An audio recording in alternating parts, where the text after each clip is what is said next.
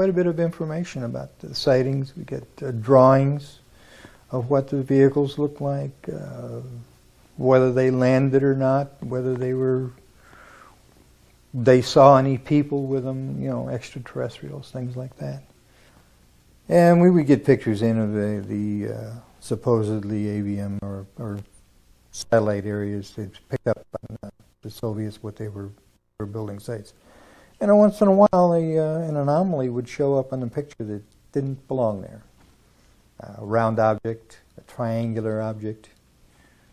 They were not markings put on the photograph that indicate some place or anything like that. These were above ground. They were not part of the picture. My name is Donna Hare. During the 70s and 71, I worked in the Building 8 of NASA for a contractor, Philco Ford. They've changed their name several times, and over the years, I worked in the photo lab. I worked in different areas of the company, on and off site. During the 70s, I don't know the exact date, but I walked into the photo lab, one of the restricted areas. I did have a secret clearance, which I was not aware at the time. There were clearances higher than I had, because those clearances are supposed to be kept secret, that you have them. So I didn't know. I thought I had the top clearance. I walked into a restricted area, which was not my company. It was the NASA photo lab. And there they developed the film from the moon and satellite pictures. That particular day, I walked into the photo lab in the restricted area, and this was between missions. One of the gentlemen I had been friends with, and I still talk to occasionally, he pointed my attention to one area of this mosaic. It was one panel of a mosaic, which are several panels put together to form a larger picture. And these were I believe they were satellite pictures. I'm not sure. They were aerial, looking down. And I said, this is really interesting. He explained everything. And then with a smile on his face, he said, look over there. And I looked, and in one of the photo panels, I saw a round white dot. And at the time, it was very crisp, very sharp lines on it.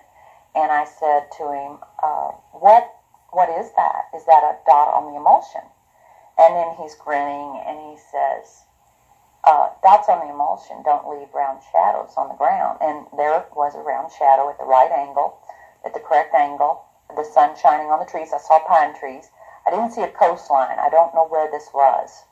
But I looked at him, and I was pretty startled, because I'd worked out there several years and never seen anything like this, never heard of anything like this. And I said, is this a UFO? And he's smiling at me, and he says, I can't tell you that. I can't tell you that. What I knew he meant was, it was, but he couldn't tell me. So I said, what are you going to do with this information? And he said, well, we always have to airbrush them out before we sell them to the public.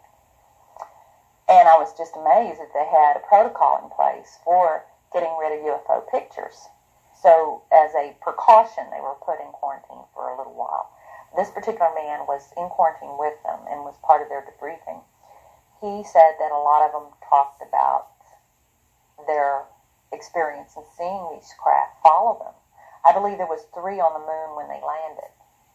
And I think, and this is the best of my memory, that the code word was Santa Claus for these craft. And then some that wanted to talk were threatened.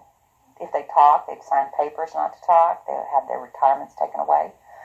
I was just overwhelmed with that piece of information. I started asking questions. Certain people that I would know were key people in the organization. I'd take them away from the site. We'd go to lunch, and I'd talk to them. And alone, they would tell me things, and then swear if I ever said they said it, they would say I was lying. One gentleman that I knew very well was in quarantine with some of the astronauts. He said just about every one of them has seen things when they went to the moon that were, and in fact, one said that they were there. Craft were on the moon at that time. And this man has disappeared off the face of the earth. I've tried to find him, but I have his name. I've given it to Dr. Greer. I'm sure he can find him. But a a lot of the astronauts are told to keep it quiet, and they're good Americans too. I mean, it comes under the guise of national security. That's just something that I feel over the years has been kept quiet, and how it's been kept quiet, I don't know. I have no idea. I asked guards, security guards. I ran into another security guard that was forced to burn a lot of UFO pictures, and he told me, he came into my office one day. This was when I worked at another job. He came into my office, and he was very frightened, and he said, Donna, I heard you were interested in this subject. He said, I used to work out there, and one day some soldiers came in the fatigues and had me burn pictures. And he said that he was burning them, and he was forced not to look at them. But he was tempted. He looked at one of them, and it was a UFO on the ground. Shortly thereafter, he was hit in the head with a gun butt, and he still had a scar on his forehead from that being knocked out because he looked at the picture. Now, this gentleman was terrified. He was scared out of his mind. And he also said that in the picture was a UFO with little bumps on it. It looked like it had just landed. It's very hard to know this. But again, I have talked to people that know about it. And it's like a little underground. They'll come to me and talk to me in private. And they're afraid. Most of them are very afraid. And I guess I'm not afraid because I wasn't debriefed. There was a point in time I had some people come out and tell me I shouldn't talk about this. They didn't threaten to kill me, but I got the message I shouldn't talk about it. And I'm waiting for that to come public whenever there's a congressional hearing where he'll be protected. And he would be one of the ones that would probably not come willingly because he's very frightened. He was so scared that I was going to say something. And I have not. I don't want to hurt anyone. I just don't want that. I don't want them to, a lot of people have asked me, well, what senators were at this congressional hearing? Which witnesses do you know, and what are names? And I don't give that out in public. A government is widespread, as everybody knows. I mean, it's into everybody's pockets and everybody's life all over the place, and the same thing holds true for the UFO extraterrestrial, if you want to look at it that way. But very, very few people really know the full knowledge of what's going on.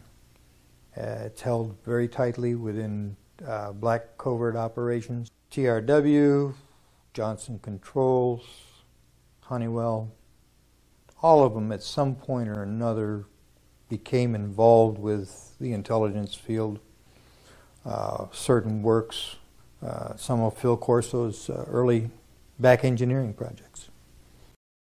Atlantic Research was one of them, way back.